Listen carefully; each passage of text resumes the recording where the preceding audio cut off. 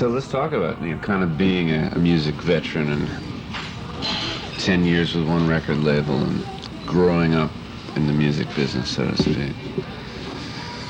I guess the whole concept is that, things are going to be real rough for a while, and you're going to play a lot of real joints, and you're going to bang on a lot of doors, and people are going to treat you like dog meat, and then,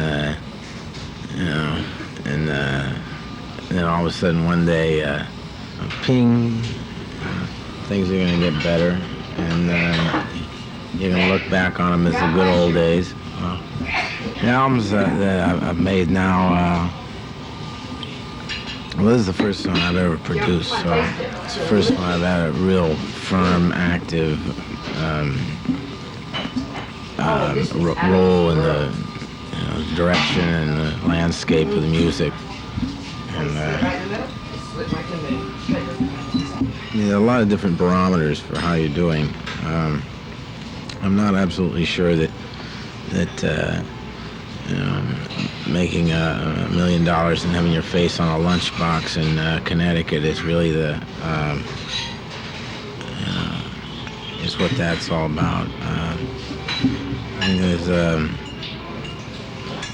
as long as you're still taking turns and exploring and trying out new things, I think then you're better off. So what do you do to stay fresh, keep and keep a wide-eyed approach? The danger, I think, after a while is continuing to write the same song again, and I think that's what you have to be careful of. So I'm trying to find some new geography. Yeah, I think all composers go through that. It's you get comfortable and familiar with certain territory, whatever it is that you find attractive to write about and deal with, and then I do have a familiar turf that I continue to dig up and look at. So, what do you look for? What then becomes an interesting subject and a non-interesting subject? If we would just look around here in this diner, what would be the interesting thing to talk about and or to write about, and what wouldn't be? I like those shoes up there. The waitress's white shoes? That's nice. Nice angle from where I am. The variety of sweaters there on the nail. I remember I worked at a restaurant for several years, and Sal Crivello, who I worked with for 6 years, I never saw him in anything but a paper hat, a white linen shirt, and a dirty apron, white socks, and black with those tractor tread shoes. And one night, it was Christmas Eve, I think, I stayed late. He left early, and he changed. He went into a little closet and he changed. It was like watching Superman. He went into this little closet and he came out with a sweater shirt and a little gold pepper around his neck, and slicked his hair down, tight stay press, slack job there, and loafers, wild socks, and apparently an unbelievable itinerary. He was going to a bowling alley with a girl who was about 6'7", weighed about 220, and I always remember that, the thrill of seeing him dressed as somebody else. I thought he wore that little white uniform everywhere he went. It's like I always thought jazz musicians slept in their clothes and stayed in $4 rooms, drank cheap booze, and lived this whole life of self-denial, kind of, in the name of the music. And I found out all these guys that, wear pantyhose, sit out by the swimming pool, play golf in the afternoon. It was really hard for me. And But in a way, you personify that image. The Tom Waits you hear, the lyrics you hear, the street scenes that are depicted seem to be the fellow who's singing it. yeah, Is that true? yeah, that's me. But it's like there isn't then that separation that we're talking about here. Is there? Well, I think it's important to, at some point, to make a distinction between certainly. I think that you can continue to write about certain things without staying overnight there, And yeah, I think that's possible. It's safer. I don't know, Hubert Selby Jr. Has a nice family and is very, but he writes about the dark side. You be watching around though. All depends on how you handle it, I guess. Creative processes, imagination, memories, nightmares, dismantling certain aspects of this world and kind of putting them back together in the dark. Songs aren't necessarily, verbatim chronicles or, necessarily journal entries. They're like smoke, It's like it's made out of smoke, the stuff that makes a song. I mean, usually a song will remind you of something, take you back somewhere, make you think of somebody or someplace, or they're like touchstones, So they really like mist. But why do it? It beats working at a fish market. Beats working at a slaughterhouse.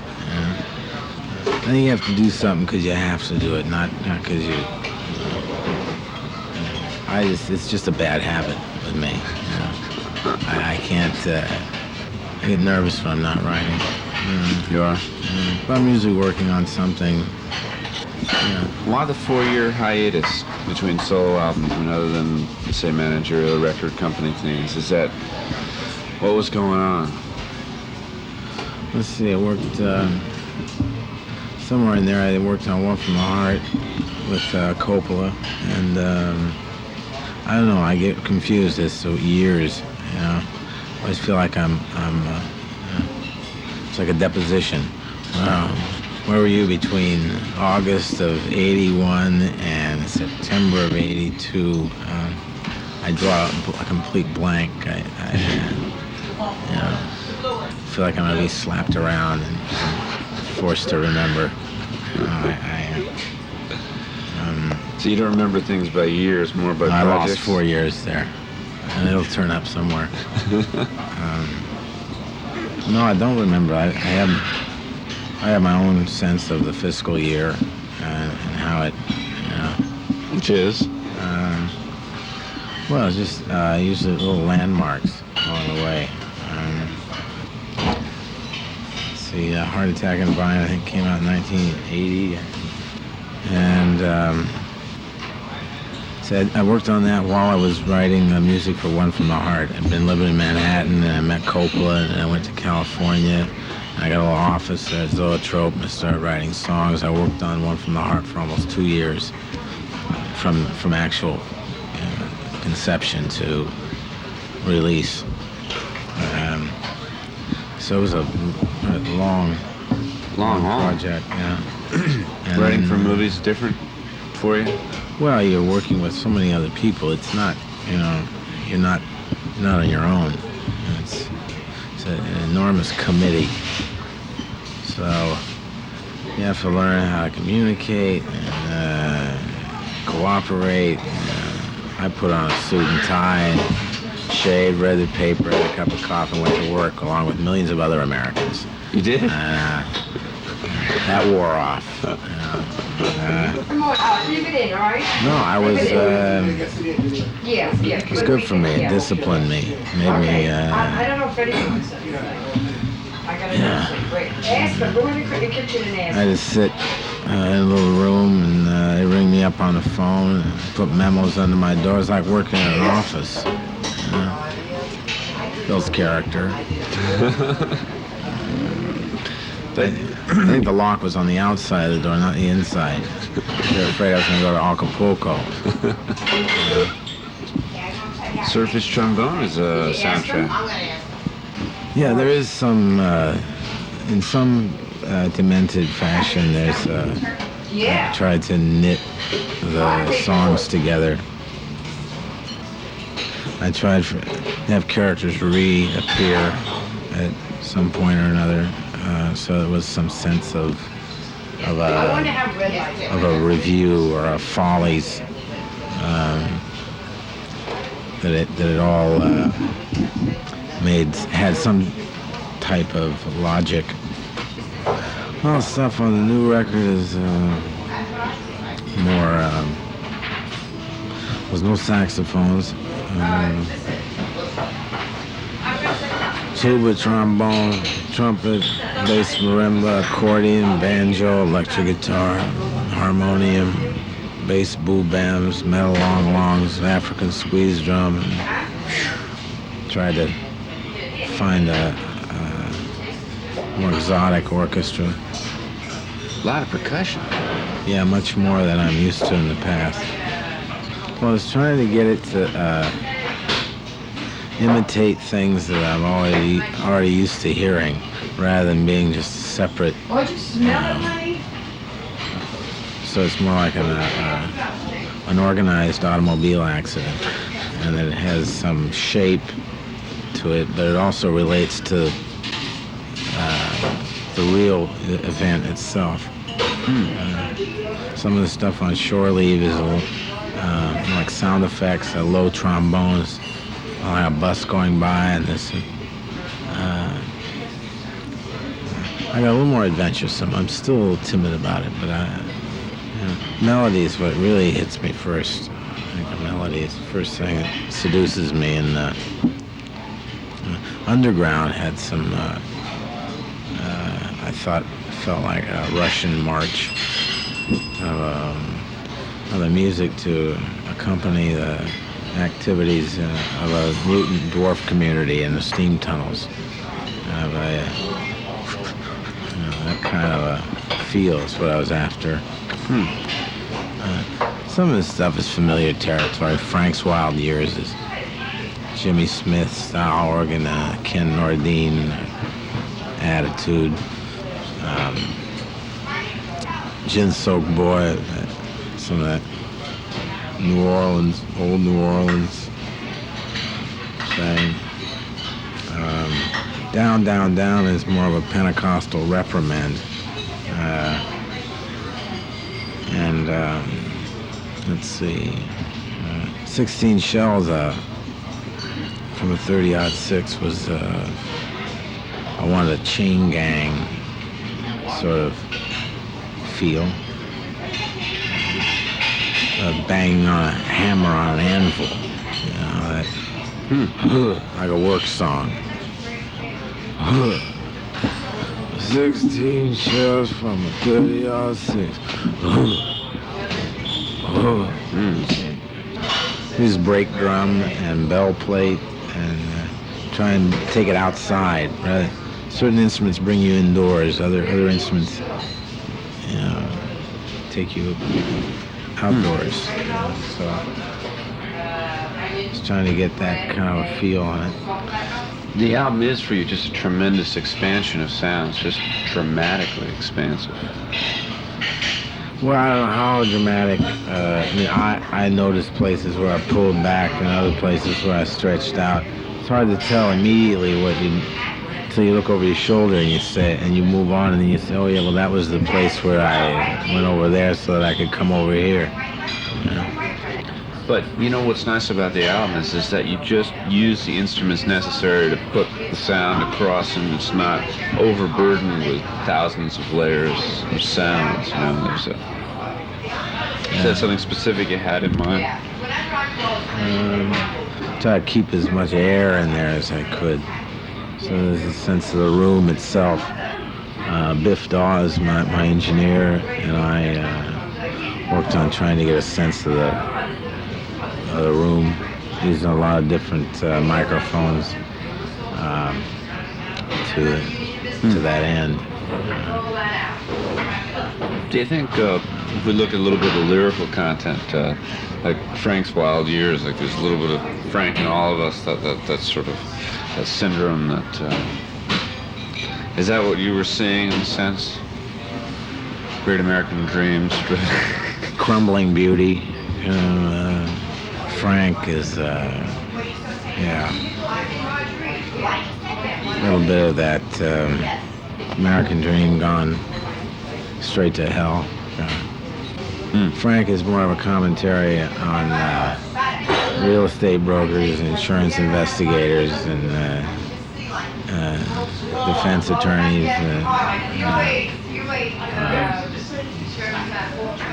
It's that fear of that button-down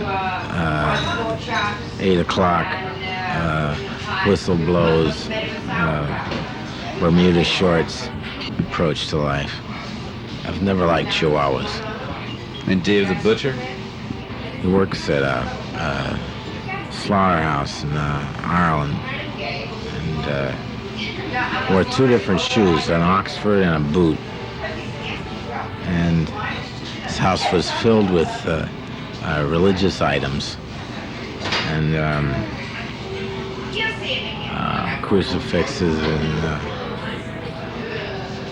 and he worked at a butcher shop. I tried to imagine what was going on in his head while I was cutting up a little pork loin. And it's all right, everything very close together, all in about 2 weeks. So the songs have a relationship to me. Like, well, that's the one I wrote yesterday. Well, today I'll hitch this one to that one. So I usually try to leave an end of the one you wrote before open so that it can attach onto the one you're writing next, rather than just a random, arbitrary collection of tunes. I tried to get them to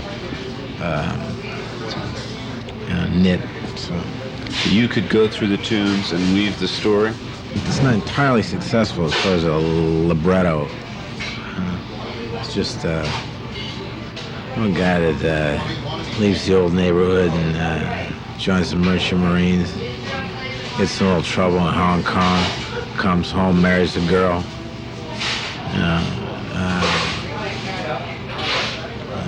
burns his house down, and takes off on an adventure. That kind of a story.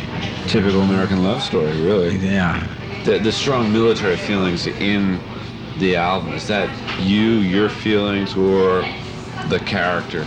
More the character than me. Soldiers things. Imagine like a pawn shop and raining outside, a bunch of sailors, all the instruments hanging up, guy pawning his watch, and I lived in National City. Every night the place was loaded with sailors. So I at one point considered joining the Navy, but a friend of mine talked me out of it. So why did you want to at the time? Well, I guess what made it most attractive was the $38 a month. And I wanted to go to Hong Kong. But you know how you came through the period of the where the singer-songwriter, balladeer could really make a mark in this country. In the 80s, do we have that? Is that appropriate? Songs with meaning. I don't know. It's like, it was a long time when the actual songwriters were heralded and considered valuable. The writing is valuable and important, think it's what you do with it and where you take it, how you get it to come off a page and onto your forehead. But the world is a different place in the 80s and the 60s and early 70s. The days of the coffee shops and the strumming of the guitars and philosophical interchange are essentially of the past. In the 80s, it's this high-tech world, and you still have these great, haunting, probing lyrics, and I'm just wondering if you see it as, you know, a different period than you've been reaching from and coming from. Well, I don't know. It's never really part of that coffee, so much about the coffee house, and I kind of missed that. I've always kind of been on the outside, so I kind of started doing this because I didn't fit, and so you kind of don't want somebody to tell you fit in over here. That's why you stop doing what you did before, so that you I mean, the creative process remains, still. I mean, regardless of whether it's 1939 or 1979, remains same. See, yeah, I'd like to screw another film. This stage thing for me is it's West Broadway kind of musical review, for lack of a better description of it. It's going to be a musical sojourn, but with more focus on the theatrical aspect of it rather than just a straight performance. So it's going to actually unfold, unravel or I'm going to unravel. I don't know which is going to come first. I've been trying to get it finished. So, at a theater near you soon, Christmas time, I'm not sure. Great.